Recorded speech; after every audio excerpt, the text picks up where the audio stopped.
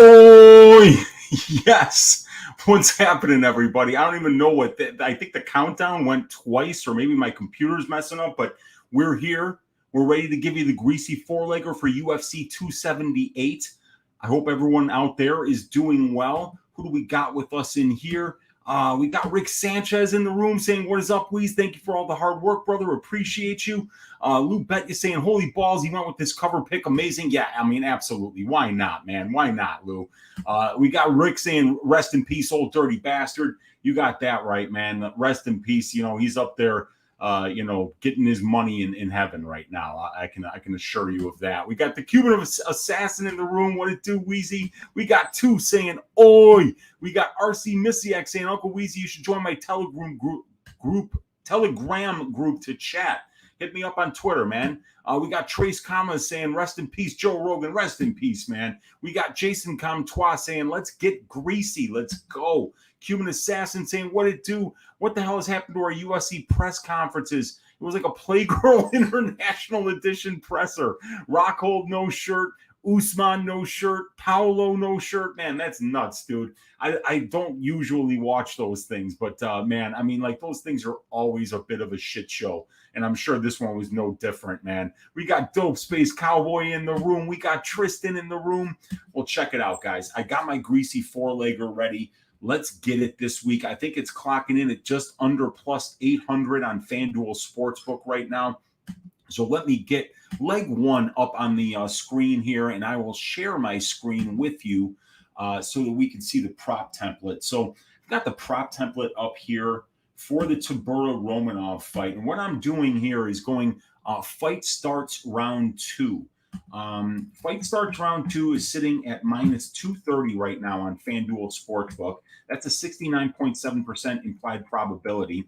When we compare that to the divisional rate for heavyweights in terms of fights starting round two, I think about 64% of fights start round two. So we're overpaying by about 5.16% based on that metric.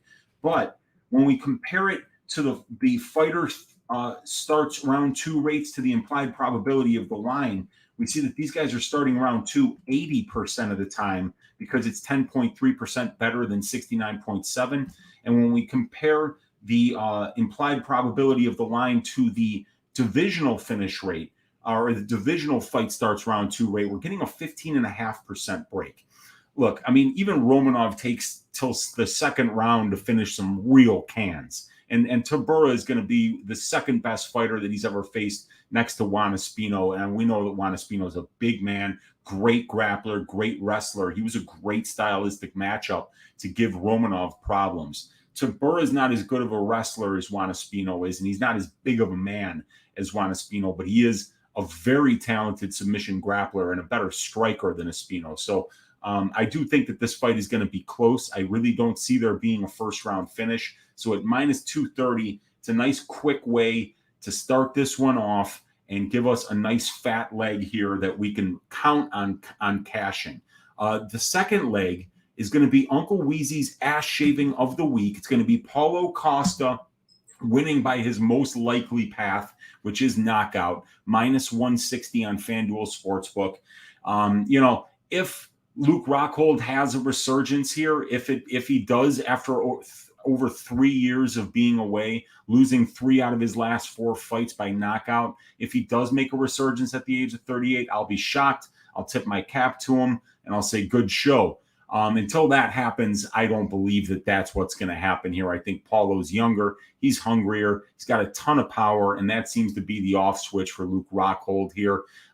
Paulo's also got really good takedown defense, so I see him, landing a big shot at some point in this fight and finishing it and by knockout. So that is leg number 2. Leg number 3 in the main event is Kamaru Usman to win in round 4, round 5, or by decision. That is at minus 145 on FanDuel Sportsbook. That one is pretty self-explanatory. Kamaru is one of the best mixed martial artists on the planet Earth. He's 15-0 at the UFC level.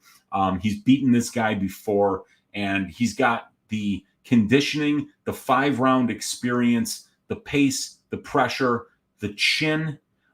He's got everything that you need in order to put together another fantastic performance where he is and still the champion. So that is going to be leg number 3, Kamaru Usman, to win in rounds 4, 5, or by decision. And we just got to hope he doesn't knock out Leon early and that he doesn't slip on a banana peel, frankly, because otherwise that's pretty much the only way I think that he loses this fight. And if you guys did not tune in to the MMA Engine YouTube channel earlier today, myself and Lou Betya interviewed Jay Perrin, and we talked to him for about an hour about his upcoming fight with Ari Chilang. And this guy made an absolute fan out of me. I loved everything that I heard that came out of his mouth. This guy's been training, his main training partner, he told us, for the last few weeks has been Merab Dvalishvili, and they've been getting ready for this fight. And so I've said, that I think that if he's going to win minutes in this fight, he's going to need to be able to tire out Aori early, because if he can do that, Aori's very dangerous early in fights. He throws with a ton of power. Those jump knees that he has are nasty, big body shots, big uppercuts. But if he can make this fight dirty early and wrestle this guy like he did against Dwight Joseph on the Contender Series when he got 5 takedowns. When I was done talking to Jay Perrin, I was convinced that he had a much better chance than what the odds were giving him to win this fight. So leg number 4, the Jay Perrin money line. I'd like to thank Jay Perrin for taking the time to chat with Lou and I today for a full hour. Check out the link to that interview is in the description of this video. Check that out. Jay Perrin's a cool dude.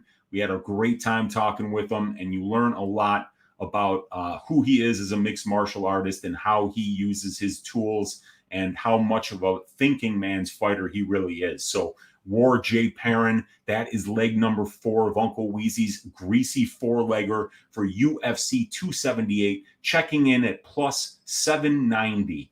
I will see you guys on Stat Diggers about 8, 9, 10 days from now, because there is no UFC next week. So I wish you guys all kinds of luck.